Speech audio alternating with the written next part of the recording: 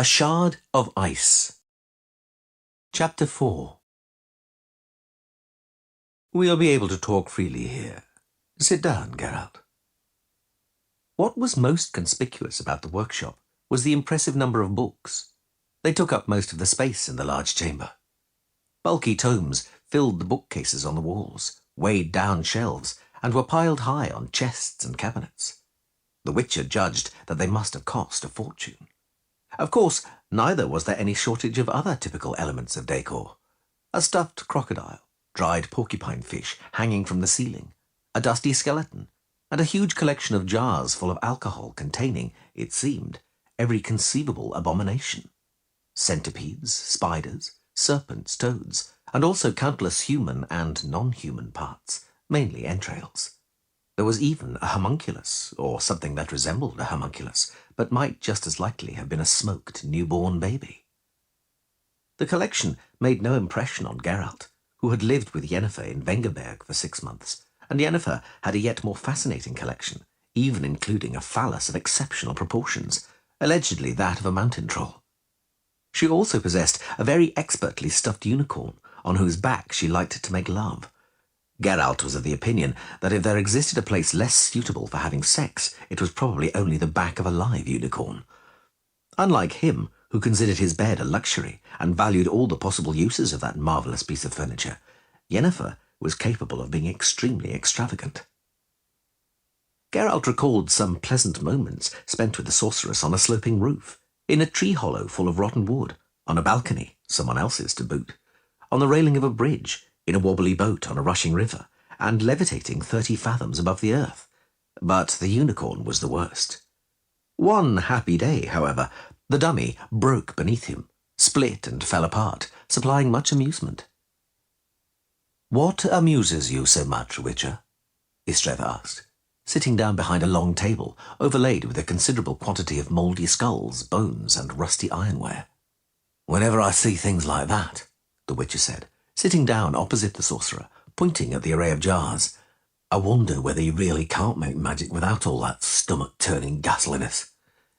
"It's a matter of taste," the sorcerer said, "and also of habit. What disgusts one person somehow doesn't bother another. And what, Geralt, repels you? I wonder what might disgust someone who, as I've heard, is capable of standing up to his neck in dung and filth. Please do not treat that question as insulting or provocative. I am genuinely fascinated to learn what might trigger a feeling of repugnance in a Witcher." "Does this jar, by any chance, contain the menstrual blood of an undefiled virgin, Istreth? Well, it disgusts me when I picture you, a serious sorcerer, with a phial in your hand, trying to obtain that precious liquid, drop by drop, kneeling, so to speak, at the very source." "Touché," Istreth said, smiling. "I refer, naturally, to your cutting wit, because as regards the jar's contents, you were wide of the mark. But you do use blood occasionally, don't you? You can't even contemplate some spells, I've heard, without the blood of a virgin, ideally one killed by a lightning bolt from a clear sky during a full moon. In what way, one wonders, is that blood better than that of an old strumpet who fell drunk from a palisade?" "In no way," the sorcerer agreed, a pleasant smile playing on his lips. "But if it became common knowledge that that role could actually be played just as easily by a hog's blood, which is much easier to obtain, then the rabble would begin experimenting with spells. But if it means the rabble having to gather and use virgin's blood, dragon's tears, white tarantula's venom, decoction of severed baby's hands, or a corpse exhumed at midnight, many would think again." They were silent.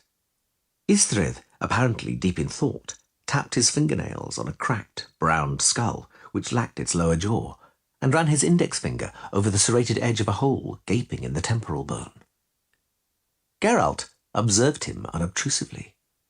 He wondered how old the sorcerer might be. He knew that the more talented among them were capable of curbing the aging process permanently, and at any age they chose. Men preferred a mature age, suggesting knowledge and experience, for reasons of reputation and prestige. Women, like Yennefer, were concerned less with prestige and more with attractiveness. Istreth looked no older than a well-earned, robust 40. He had straight, slightly grizzled, shoulder-length hair and numerous wrinkles on his forehead, around his mouth and at the corners of his eyelids. Geralt did not know whether the profundity and wisdom in his benign grey eyes were natural or brought on by charms. A moment later, he concluded that it made no difference. "Istredd," he interrupted the awkward silence. "I came here because I wanted to see Yennefer. Even though she isn't here, you invited me inside. To talk. About what? About the rabble trying to break your monopoly on the use of magic. I know you include me among that rabble.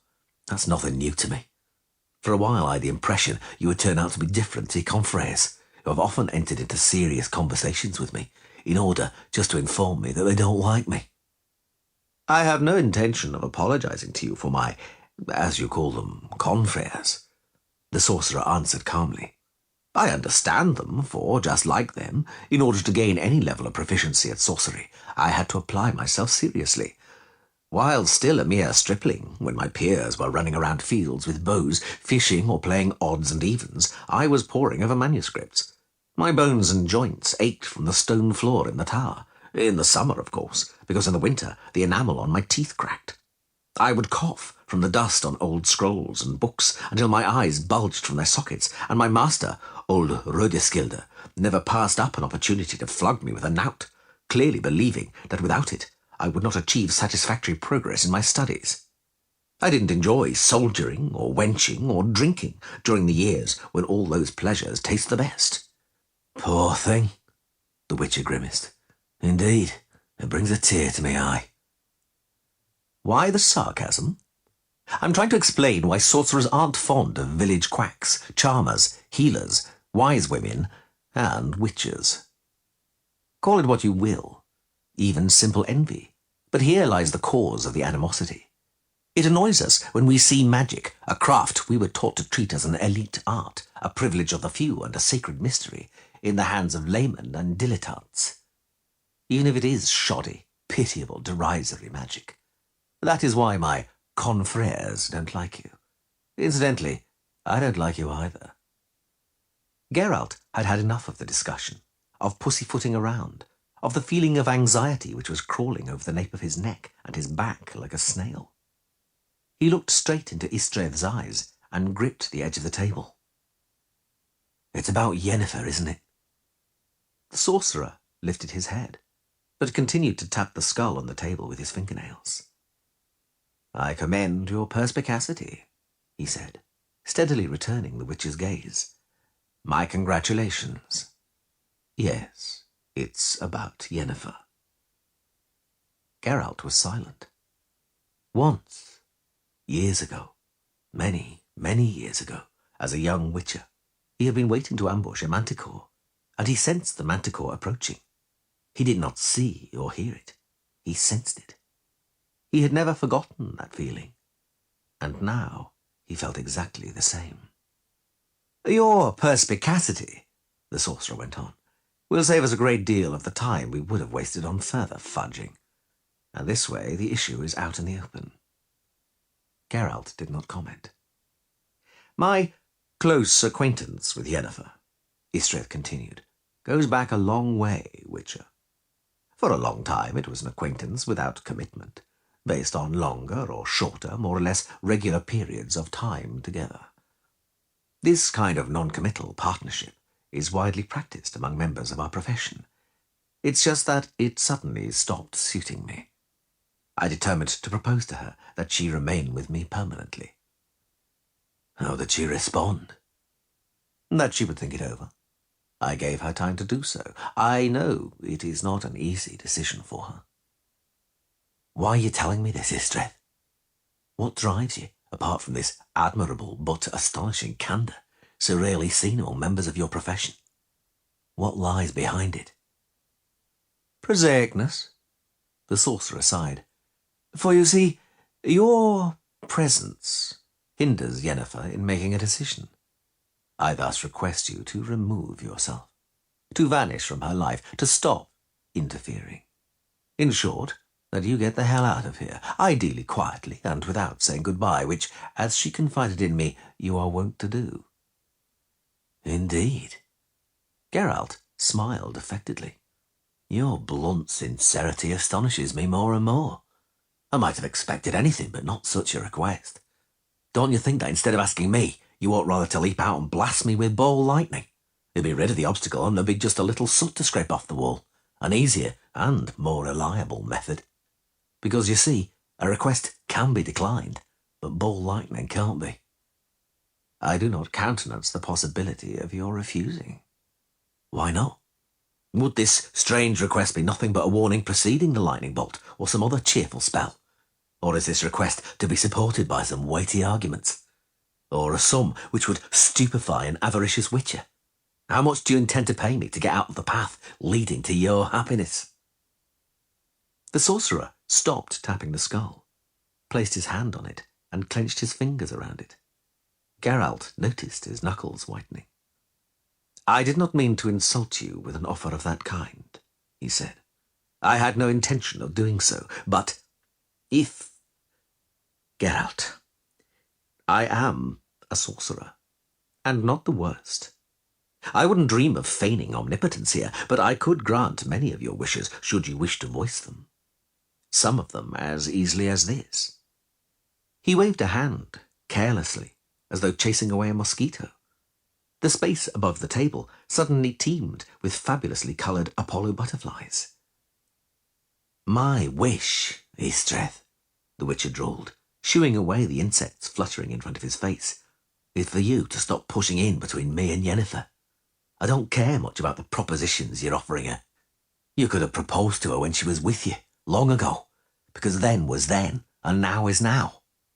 Now she is with me. You want me to get out of the way, make things easy for you? I decline. Not only will I not help you, but I'll hinder you, as well as my modest abilities allow. As you see, I'm your equal in candour. You have no right to refuse me, not you. What do you take me for, Istreth? The sorcerer looked him in the eye and leaned across the table. A fleeting romance? A passing fascination, at best a whim, an adventure, of which Yenna has had hundreds, because Yenna loves to play with emotions. She's impulsive and unpredictable in her whims. That's what I take you for, since, having exchanged a few words with you, I've rejected the theory that she treats you entirely as an object. And believe me, that happens with her quite often. You misunderstood the question. You're mistaken. I didn't.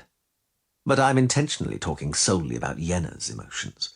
For you are a witcher, and you cannot experience any emotions. You do not want to agree to my request because you think she matters to you. You think she...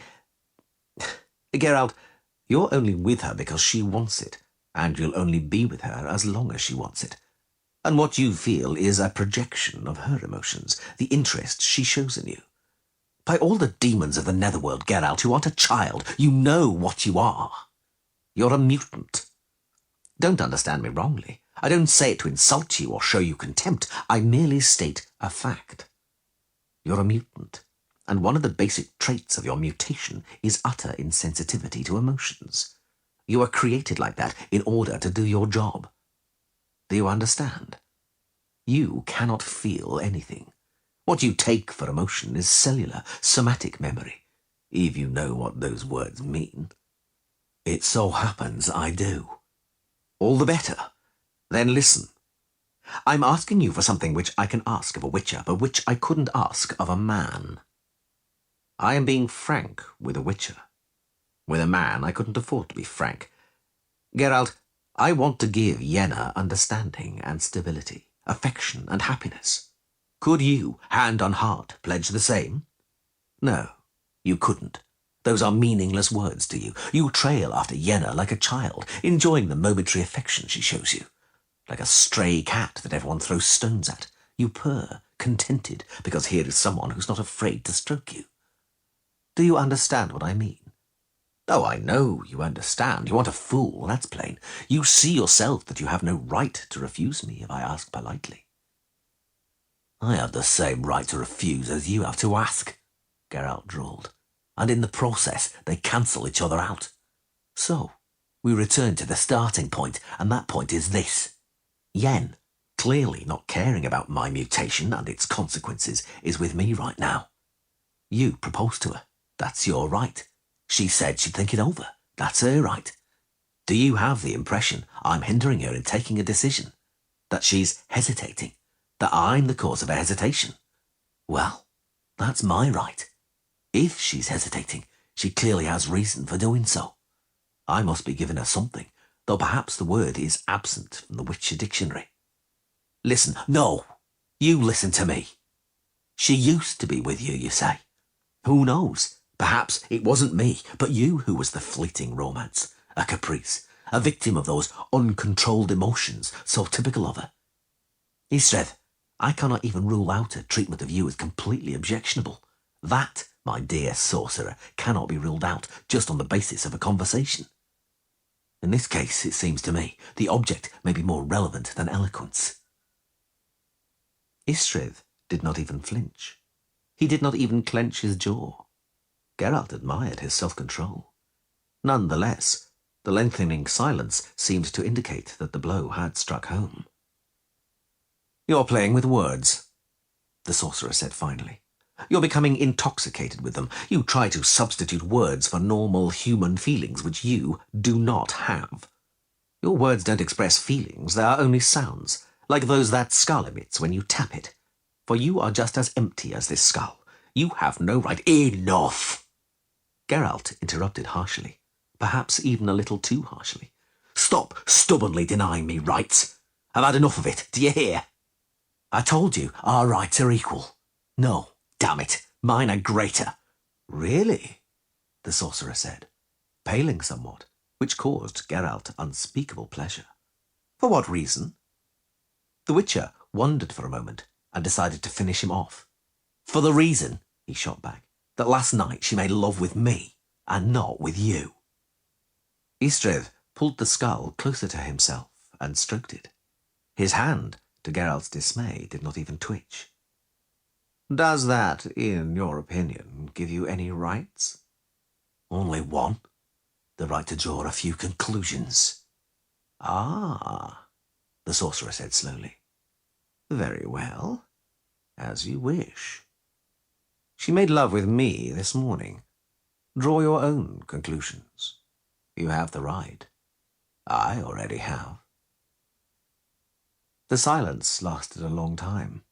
Geralt desperately searched for words. He found none. None at all. "This conversation is pointless," he finally said, getting up, angry at himself because it sounded blunt and stupid. "I'm going." "Go to hell," Istredd said, equally bluntly, not looking at him.